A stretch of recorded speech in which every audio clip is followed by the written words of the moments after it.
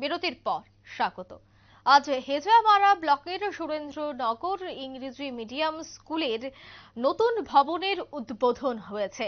পাশাপাশি একই দিনে হেজামারা ব্লকের নতুন গোডাউনের ফিতা কাটা হয়। উভয় নতুন ভবনের দ্বারোদ্ঘাটনে উপস্থিত ছিলেন মন্ত্রী রতনলাল নাথ।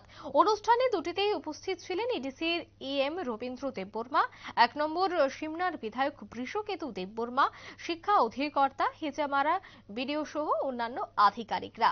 বিদ্যাজ্যোতি প্রকল্পের এই স্কুল বিল্ডিং এর মোট খরচ হয় 3,30,23,000 টাকা, আর ব্লকের গোডাউনের খরচ হয় 33,32,000 টাকা বলে জানাচ্ছেন মন্ত্রী সহ উপস্থিত অন্যান্যরা।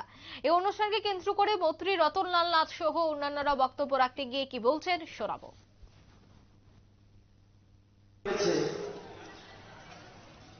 এটাই চায় সরকার, অলরাউন্ড ডেভেলপমেন্ট।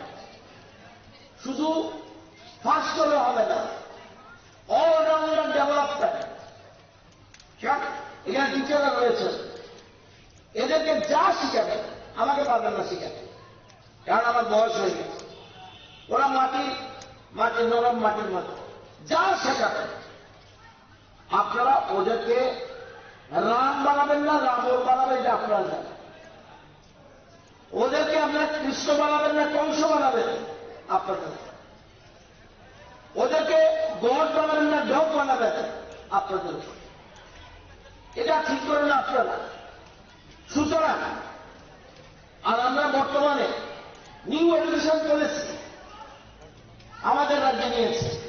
সারা দেশের প্রধানমন্ত্রী নিউ এডুকেশন পলিসি।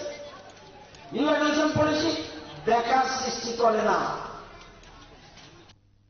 আপনারা শুনলেন মন্ত্রী রতনলাল নাথের বক্তব্য। তিনি আজকের এই উদ্বোধনী অনুষ্ঠানকে কেন্দ্র করে শিক্ষকদেরকে বার্তা দিয়েছেন যে কিভাবে শিক্ষকদের দ্বারা জ্ঞান অর্জন করবে পড়ুয়ারা। প্রত্যেকটা বিষয় নিয়ে কিন্তু আজ মন্ত্রী বক্তব্য রাখতে গিয়ে তুলে ধরেছেন।